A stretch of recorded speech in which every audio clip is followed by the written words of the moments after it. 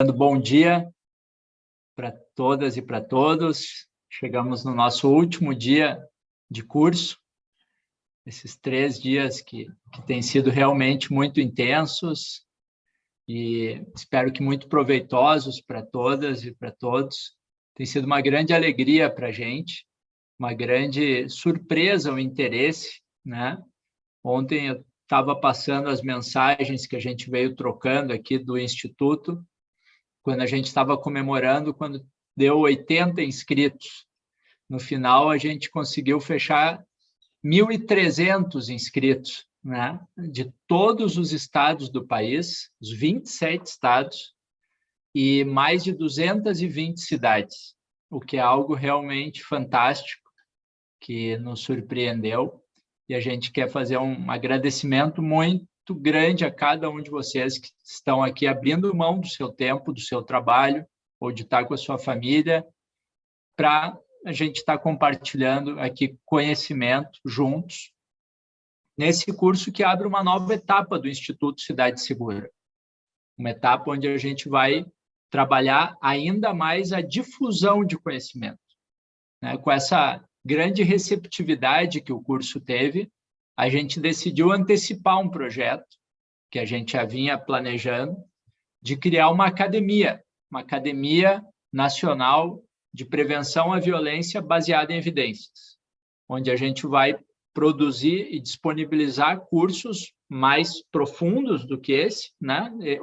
Esse curso foi uma passagem, uma viagem geral sobre vários temas, e nós vamos procurar desenvolver cursos que a gente possa se aprofundar, tanto na área de prevenção, quanto na área que a gente chama de aplicação da lei, que envolve policiamento, envolve fiscalização, envolve sistema de justiça, ressocialização, urbanismo, são os grandes temas, né? Então, em breve, a gente vai estar convidando vocês para virem conhecer a academia online, uma academia que a gente vai procurar desenvolver com toda a qualidade. E quero começar, enquanto a gente está recebendo, o pessoal vai chegando aqui, eu quero começar agradecendo, além de vocês todos, toda a equipe do Instituto, que trabalhou muito nessas últimas semanas para enviar os convites, para fazer contatos, para preparar o curso, né? Começando pela Tâmara Biolo, que é a nossa presidenta do Instituto, ela que vem fazendo um trabalho, tinha toda uma trajetória na área do direito, mestrado em Harvard, e se encantou junto com todos nós aqui no tema da prevenção à violência, né? E tem sido nossa dirigente e coordena esse projeto que faz parte do curso. Temos também aqui o Thiago Magnus, o Alex Brandão, o Álvaro Andrade, a Lisiane Heck, e se eu esqueci de alguém aqui, o pessoal me avisa, né? Mas toda a equipe que está, claro, o nosso vice-presidente, Major Dagoberto Albuquerque, grande amigo, grande liderança policial, inovadora, né? Que vem nos ajudando também a fazer esse grande diálogo com as polícias, e várias outras pessoas que fazem parte do Instituto, né, e vem fazendo esse grande trabalho. Também quero fazer um agradecimento aos nossos apoiadores neste curso, né, neste projeto, a Open Society Foundation, Pedro Abramovay, que é o diretor para a América Latina da Open Society, que simplesmente é a maior fundação do mundo, né, maior fundação de apoio da sociedade civil de todo o mundo, junto com a Fundação Bill Gates, e nos orgulha muito, né, ser um parceiro hoje no Brasil e na América Latina de referência no tema da prevenção à violência baseada em evidências, né, que a Open Society nos apoiou desde o início, junto com a Comunitas, que é uma organização da sociedade civil de São Paulo, formada por grandes empresários do país, que iniciou o apoio, nos levou para Pelotas, financiou nosso início lá. Depois a Open Society continuou, né? E a gente continua com essa grande parceria. E ao BID, ao Banco Interamericano do Desenvolvimento, estará aqui conosco logo depois da minha fala o Rodrigo Serrano, ele vai também falar um pouco sobre o BID, sobre os projetos que nós temos construído juntos.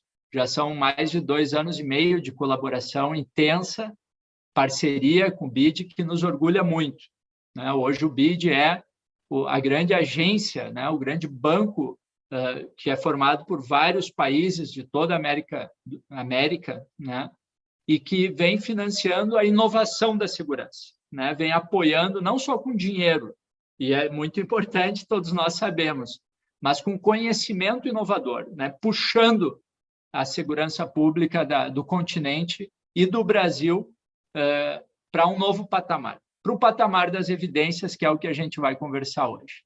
Então, vou começar aqui a minha fala, vou convidar o Thiago para fazer a minha apresentação, e no final, hoje nós vamos ter ainda também uma enquete para coletar a opinião de vocês, para que a gente possa melhorar a edição, fazer a edição de 2022 melhor, aprender, né, com essa experiência. E nós vamos ter, então, na sequência, depois da minha fala, a fala do Rodrigo Serrano. Depois nós vamos ter a fala do ex-prefeito de Niterói, até agora, né, dezembro, era prefeito de Niterói por 2 mandatos, Rodrigo Neves, que liderou o Pacto Niterói contra a Violência, que é um dos nossos cases de sucesso no Rio de Janeiro, que nos orgulha, nos alegra, a maravilhosa cidade de Niterói, que a gente se apaixonou e que teve resultados sensacionais. E depois a prefeita Paula Mascarenhas, de Pelotas, que é o nosso querido Pacto Pelotas pela Paz, que vocês já ouviram falar ao longo desses dias. E, finalmente, o professor David Kennedy, uma das maiores referências do mundo na área de segurança pública baseada em evidências, porque ele é o criador, o formulador da ideia da dissuasão focada, né? Que nós vamos conversar sobre o que ela é, que nada mais é do que hoje é considerada a melhor intervenção do mundo para reduzir homicídios, conforme mostram as evidências que foram medidas com a aplicação dessa experiência, dessa metodologia em várias cidades do mundo. Então, vai ser uma grande alegria para nós ouvir o professor David Kennedy, direto de Nova York, com tradução simultânea, que depois a gente vai relembrar aqui como é que liga a tradução. Um bom dia de trabalho para todos nós. Bom dia, Alberto. Bom dia a todos os presentes. Alberto Kovic é consultor em segurança pública e diretor do Instituto Cidade Segura, doutor em políticas públicas pela URGS, mestre em ciências criminais pela PUC-RS, Coptic, foi secretário municipal de segurança pública de Canoas, experiência premiada internacionalmente pelo BID e reconhecida pela ONU como case de redução da violência. Foi assessor especial do Ministério da Justiça e coordenador da primeira Conferência Nacional de Segurança Pública entre os anos de 2007 e 2008. Diretor de Políticas e Projetos da Secretaria Nacional de Segurança Pública do Ministério da Justiça e secretário executivo do Consórcio de Município da Grande Porto Alegre, no ano de 2012. É fundador do Instituto Cidade Segura e diretor executivo. Presta consultoria em segurança pública para o BID, BNDES e John Jay College em Nova York. É contigo, Alberto. Muito obrigado, Thiago. Quero perguntar para o pessoal se estão ouvindo bem minha voz. Quero pedir para alguém aí no chat avisar se estão ouvindo bem o som. Sim. Obrigado, Cristiane. Valeu. Obrigado, pessoal. Uma onda de sim. Muito obrigado. Pessoal, vou compartilhar minha tela aqui. Eu comecei minha trajetória, como muitos aqui, né, trabalhando na gestão, como fui secretário municipal em Canoas. E Alberto, fizemos desculpe. um projeto. Sim. A apresentação não está em modo tela cheia, a gente está vendo os slides. Você consegue alterar? Eu não sei como alterar, porque está em PDF. Então, ok. Sem eu problemas. também fiquei tentando fazer aqui, mas não consigo. Tá joia, sem problemas. Muito obrigado. E fizemos um projeto maravilhoso, né? Só que quando eu voltei pela segunda vez para ser secretário em Canoas, eu já percebia que a gente fazia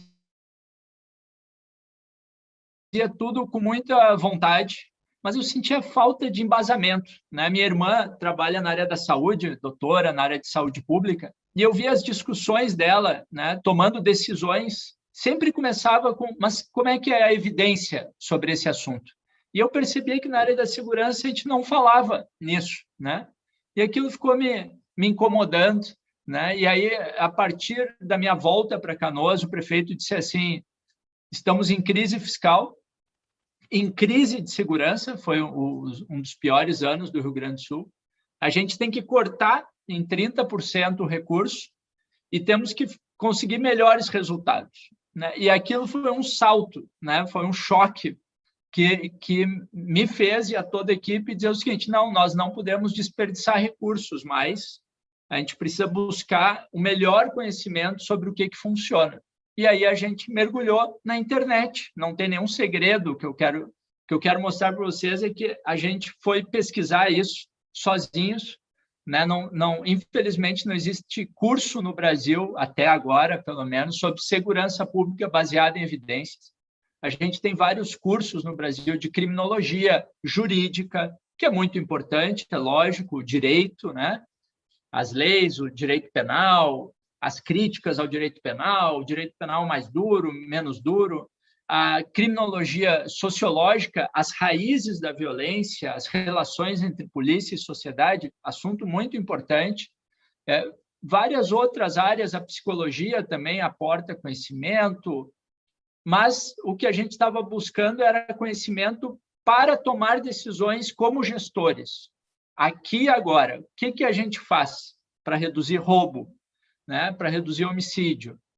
E aí a gente conheceu o que hoje é chamado no mundo, para nossa surpresa, é o que é discutido como segurança pública nos Estados Unidos, na Europa, no Chile, na Colômbia, e que no Brasil não é falado. A criminologia experimental, né? A segurança pública baseada em evidências. Então, vou apresentar um pouquinho desse aprendizado que a gente começa, né, se questionando o que é segurança pública hoje, que quando a gente fala para a sociedade e para nós mesmos, né? Quando a gente imagina a segurança, a gente pensa, né, em algumas coisas sempre, e o nosso trabalho fica girando em torno disso.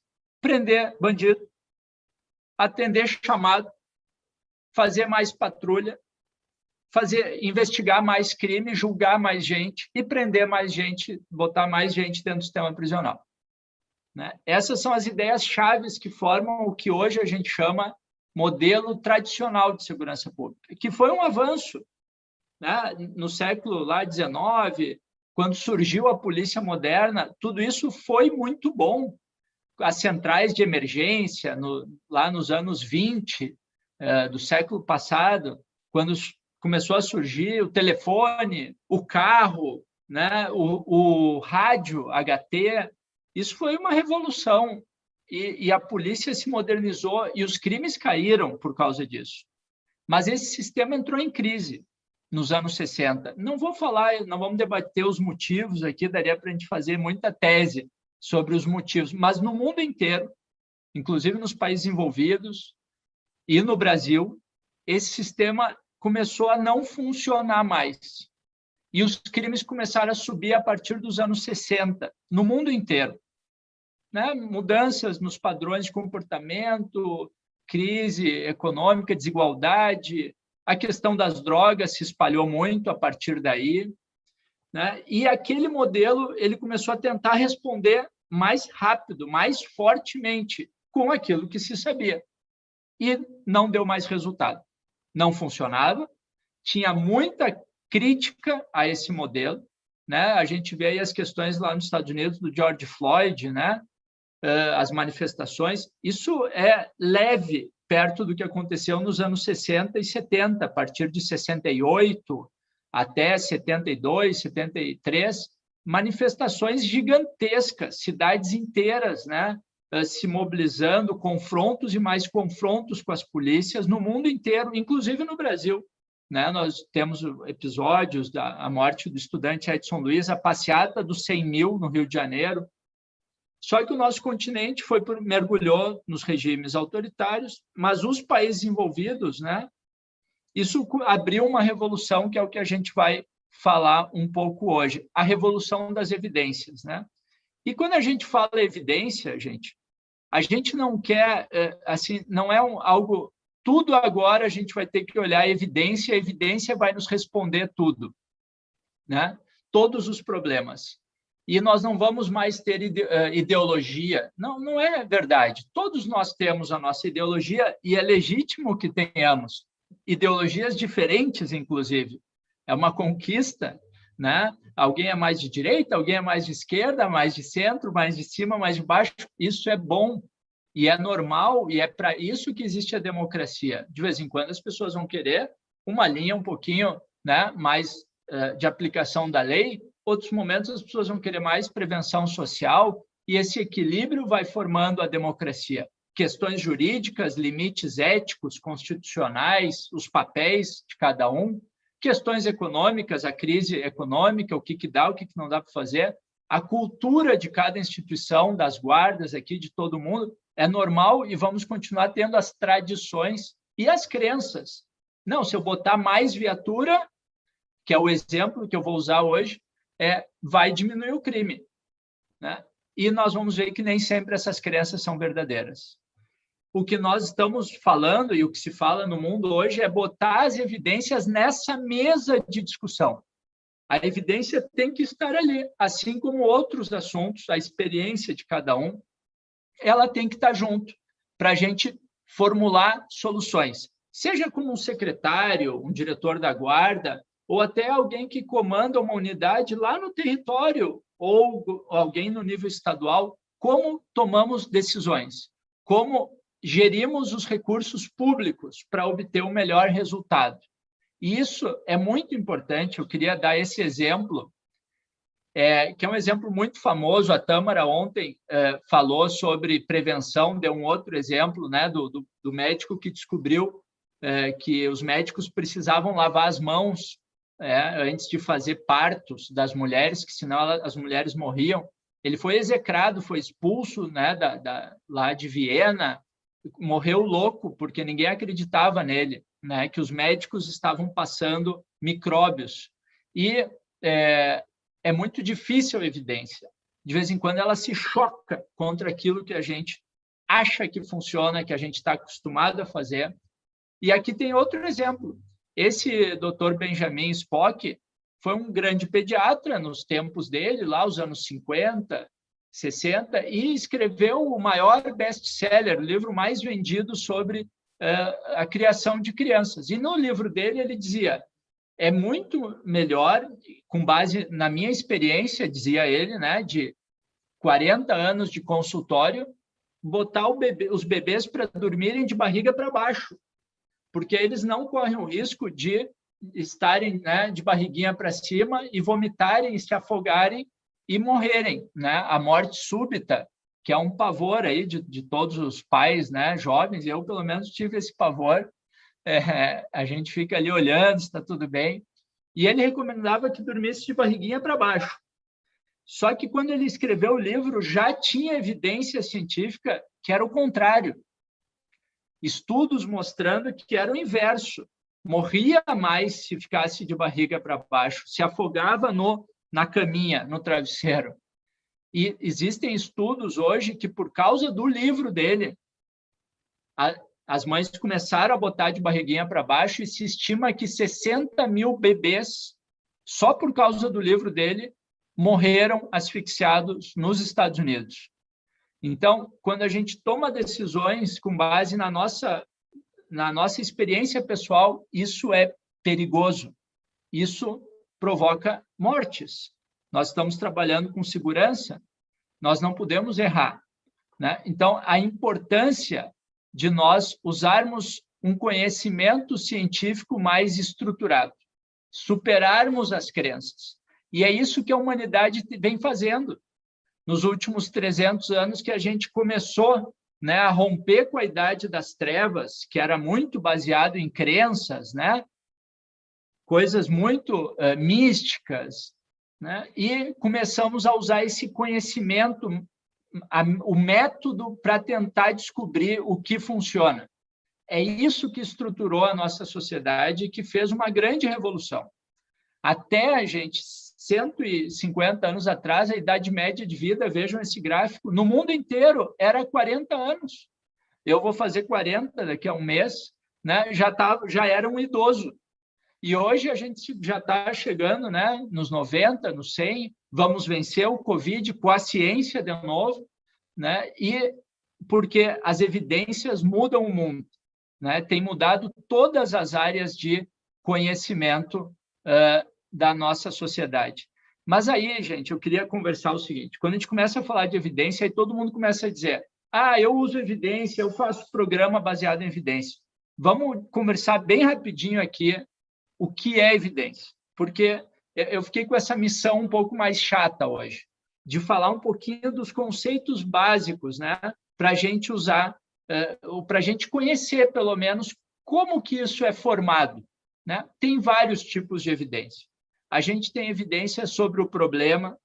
Ontem o professor Joseph Murray falou dos estudos, né, ao longo da vida de crianças para a gente descobrir o que causa esse problema, né, o que causa violência, qual o tamanho desse problema na sociedade, são diferentes tipos de pesquisa. E a gente tem várias evidências sobre a solução, para pesquisar se o programa, como que ele está indo. As pessoas estão gostando dele? Os servidores que estão implementando estão satisfeitos? Só alguns exemplos. Isso, cada pergunta define o método de pesquisa que a gente vai usar. Quanto dinheiro o programa está gastando, quanta gasolina, quanta viatura, né? Quantos recursos humanos. Mas tem uma forma de evidência que é chave. Ela não é melhor nem pior que as outras. Todas são importantes. Mas tem uma que a gente tem que começar por ela quando a gente está falando em políticas públicas, que é saber o que funciona. O que adianta eu saber se está todo mundo satisfeito com aquele programa, se quando eu vou medir se ele provocou um impacto, o resultado me diz que ele não provocou impacto, né? Então, a gente tem que começar se perguntando, realmente esse programa funciona? E, para a gente entender bem o que é evidência de impacto, a gente tem que demonstrar o que teria ocorrido se a gente não tivesse aplicado o programa. Olha como isso é difícil. Não, a gente aplicou o programa, está aqui o resultado. Como é que eu vou saber? Eu não tenho como replicar a realidade, né? Voltar no tempo e fazer de novo para ver o impacto.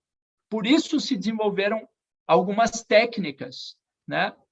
E no Brasil a gente confunde. Em muitos trabalhos acadêmicos, a gente lê o seguinte, na minha cidade, eu apliquei um programa e 3 anos depois está aqui o resultado. Isso ainda não é uma avaliação de impacto, gente. Tem alguns trabalhos que avançam e dizem o seguinte, olha, na minha cidade, apliquei esse programa, 3 anos depois eu estou com esse resultado, e na cidade vizinha, que não aplicou esse programa, não teve esse resultado. O crime continuou alto. Mas, gente, essa cidade vizinha pode ser totalmente diferente da nossa. Pode ter tido um problema lá, fechou uma fábrica, né, que tinha lá, a cidade está com desemprego, a cidade está com uma gestão ruim. Como que eu sei que realmente foi por causa daquele programa que a gente aplicou? E para isso que se desenvolveu, né, no início na área da saúde, depois se espalhou os experimentos, que hoje, por causa da vacina, todo mundo já ouviu falar, os estudos de fase 3, né? Que nada mais é do que a gente pegar um grupo de pessoas, ou de escolas, ou de ruas, bem semelhantes. Depois a gente sorteia essas unidades. Por que tem que sortear? Porque senão eu vou pegar as mais fáceis para fazer o experimento. A gente enviesa os estudos para que eles mostrem resultados mais favoráveis para nós. Isso é natural. A gente nem se dá conta e faz esse tipo de de viés, de enviesamento. Por isso, sortear, né, as unidades. Na vacina, hoje, a gente sabe quem vai receber o placebo, quem vai receber a vacina, e acompanha esses dois grupos. E isso, gente, é o que nos mostra o que realmente funciona. Se foi aquela intervenção que provocou aquele impacto, certo? E na nossa área, a gente tem... esse tipo de conhecimento chegou na segurança pública já tem 50 anos.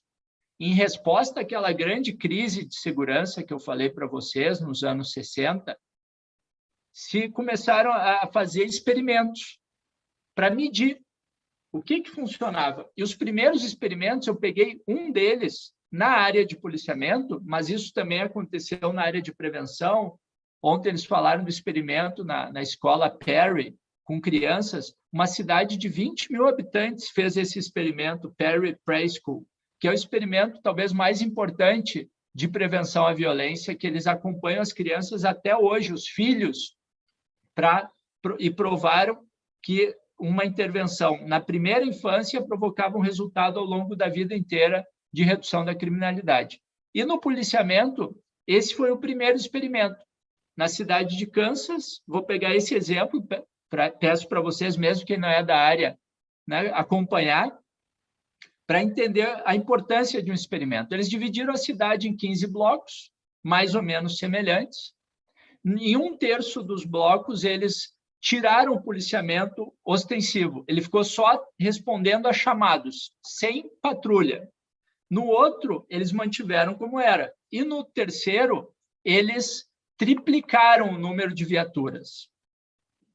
Mas será que nesse que eles triplicaram, o que aconteceu com os crimes? E no que eles retiraram, né, o patrulhamento ostensivo?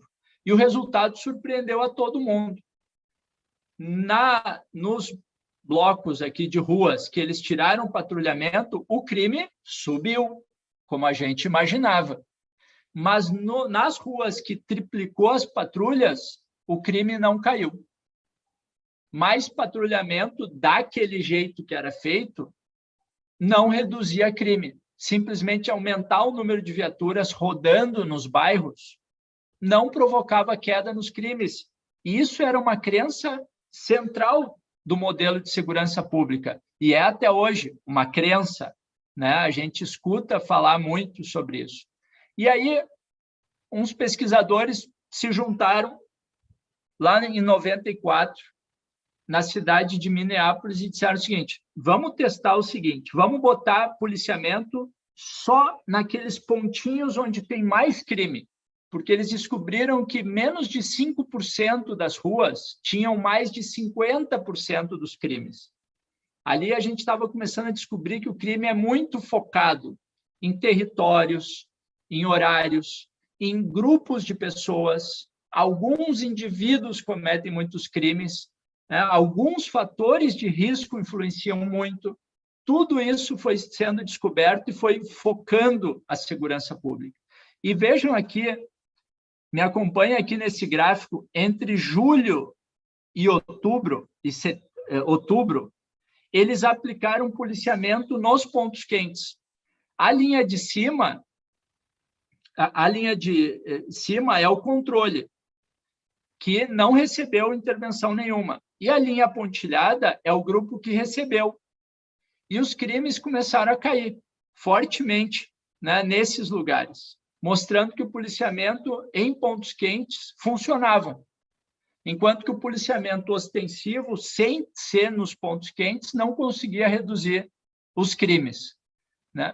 Mas logo em seguida, gente, porque a vida não é tão fácil assim, um outro experimento fez a mesma coisa e chegou e disse o seguinte: não deu resultado nenhum.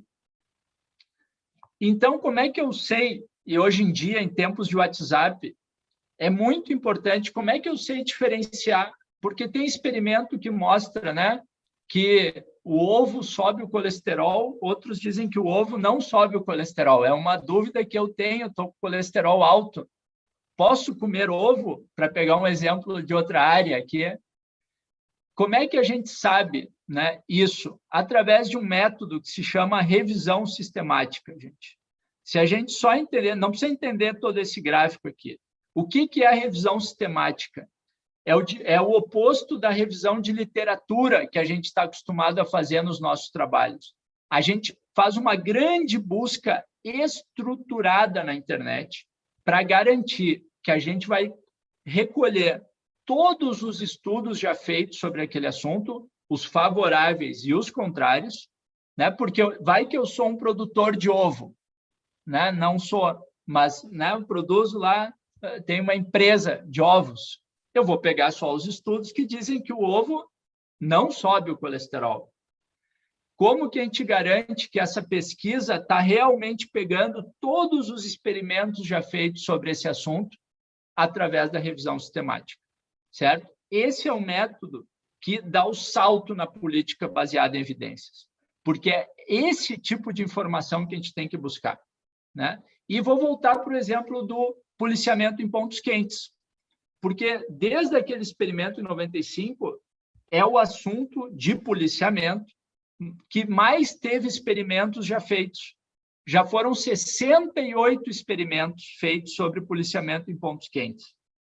E aí, vejam aqui a revisão sistemática, não se assustem, não procurem, não se preocupem em entender, eu só quero mostrar para a gente nivelar um pouco de como que a gente fala em evidência, né? Não tem que entender a parte estatística, cada linha dessas é um experimento. E o resultado dela, né, aqueles que estão para frente da linha do meio tiveram resultado positivo, aqueles que estão para trás da linha do meio não tiveram resultado positivo. E lá embaixo, olhem ali embaixo tem um diamantezinho, a última linha desse grande gráfico. E ele nos diz que ele está na frente da linhazinha do meio. Para ser mais exato, a média dos experimentos já feitos sobre policiamento em pontos quentes nos diz que esse tipo de técnica consegue reduzir, em média, em 18% os crimes contra o patrimônio nas cidades onde eles são aplicados.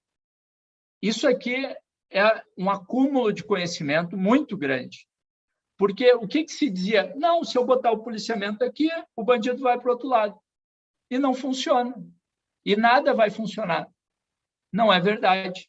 Hoje a gente sabe, cientificamente falando, a evidência nos diz que, se eu aplicar isso, vai funcionar. E é isso que o nosso instituto vem procurando fazer.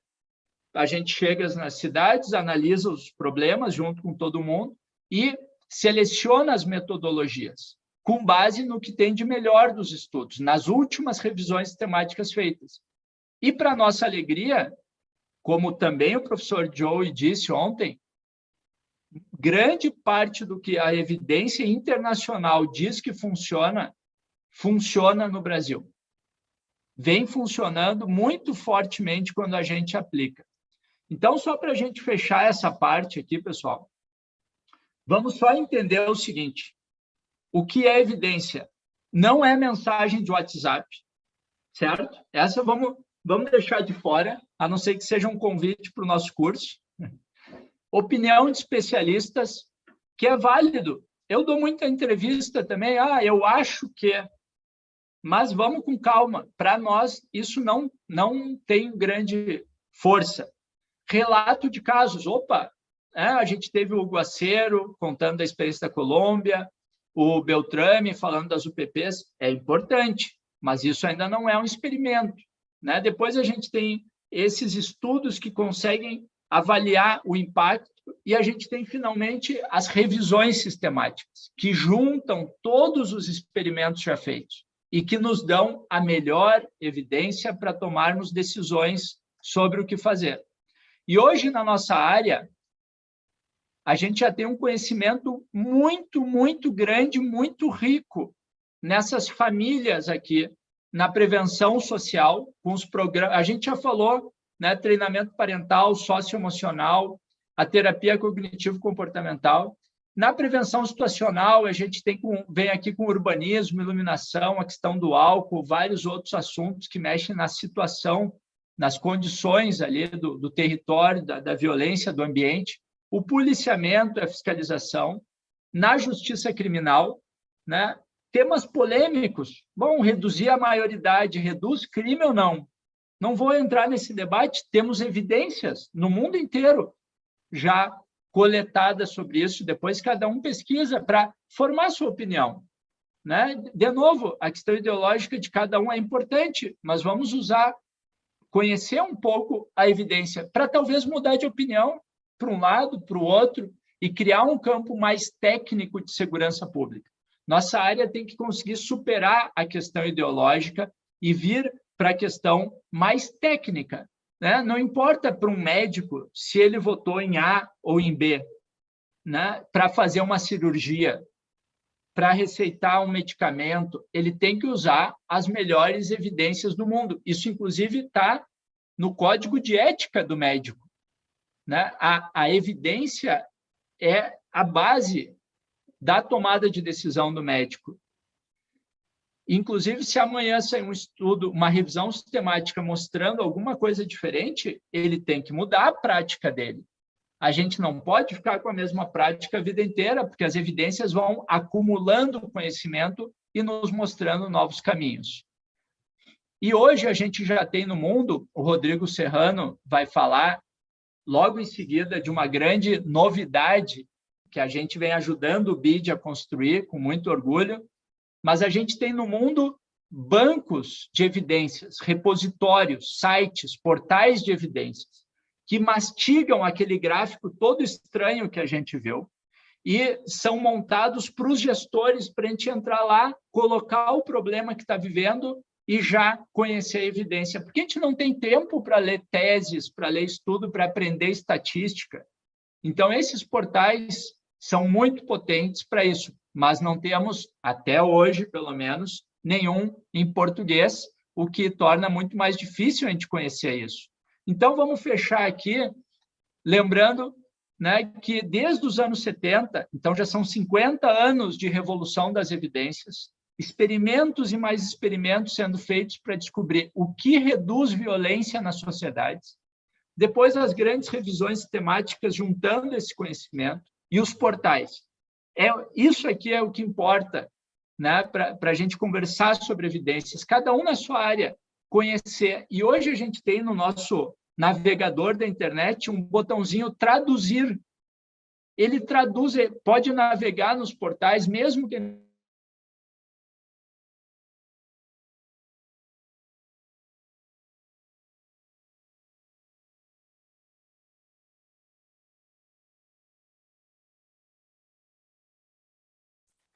Alberto? Acredito que a conexão do Alberto foi cortada.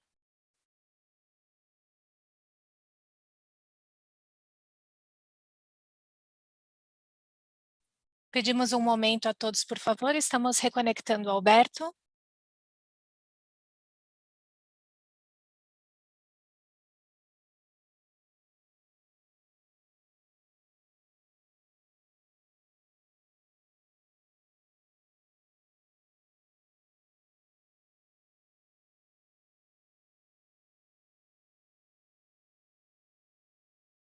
Só mais um momento, por gentileza. Estamos reconectando o Alberto.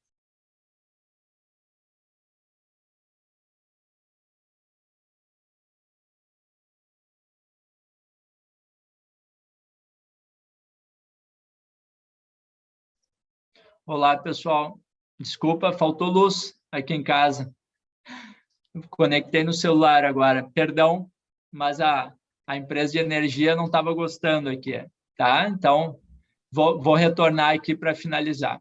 E aí, gente, a gente tem vários conhecimentos aqui hoje. Da palestra para estudante sobre drogas, né?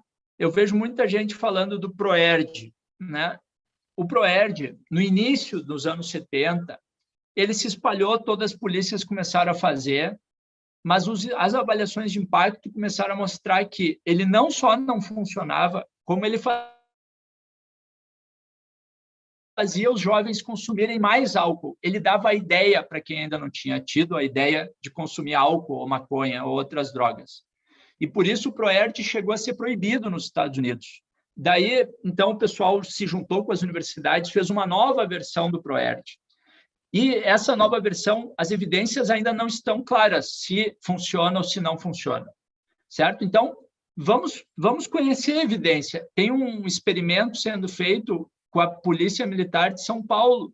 Vamos ver o resultado dele. Talvez dê um resultado positivo, que bom, que legal, mas se não der, vamos procurar melhorar o programa, vamos procurar outros programas que tenham evidências mais fortes, mais consolidadas, para reduzir, por exemplo, o uso de drogas em escolas, como os programas socioemocionais que a gente falou ontem, os programas de terapia cognitivo-comportamental que o professor Rodrigo Pantoja trouxe ontem do Chile, né?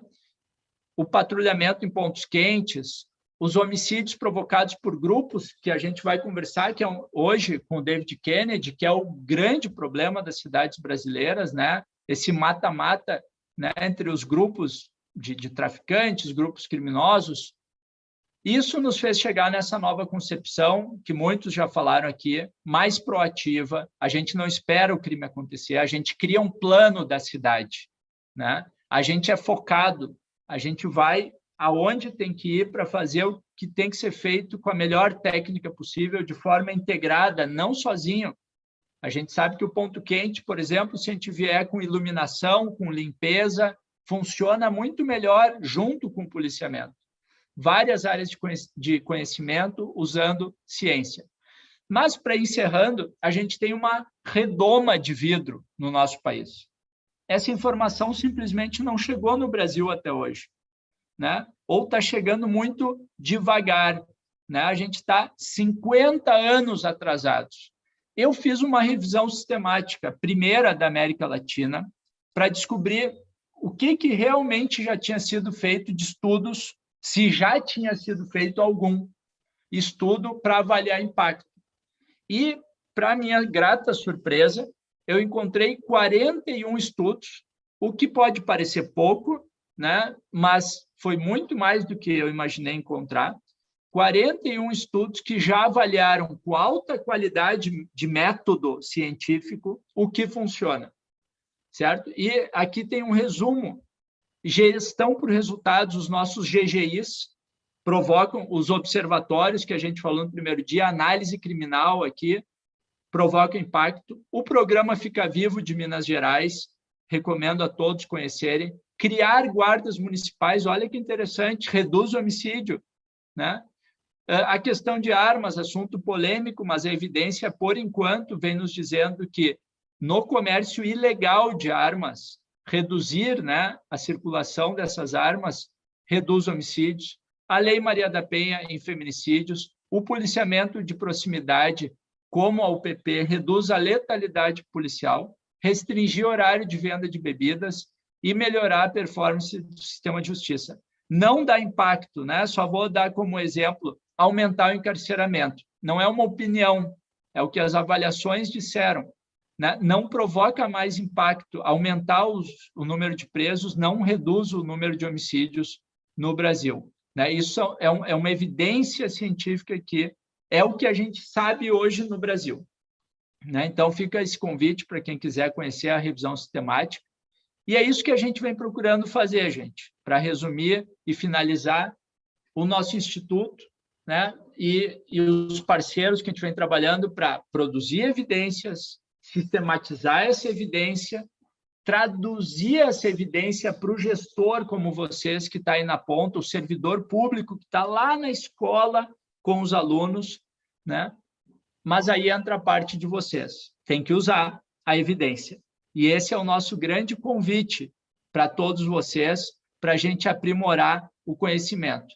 E muito em breve, vou estar mandando pelo e-mail, pelos contatos de vocês, assim que eu conseguir terminar, né, um convite para vocês conhecerem mais sobre evidências. Eu venho há 3 anos sistematizando essas revisões sistemáticas de todo o mundo e do Brasil, os estudos do Brasil também, para a gente conseguir ter pelo menos algum livro sobre esse conteúdo, que parece um segredo no Brasil, né, guardado a 7 chaves. Vamos abrir esse cofre do conhecimento, né, vamos abrir as evidências, vamos conhecer juntos, vamos aprender um com os outros o que funciona aqui, o que não funciona, né? Então, vai ficar esse convite, daqui a algumas semanas, vou estar lançando esse livro de segurança pública baseado em evidências, é a primeira vez que eu mostro a capinha dele, né? Um pouco nervoso aqui, e depois vou adorar ter o retorno de vocês.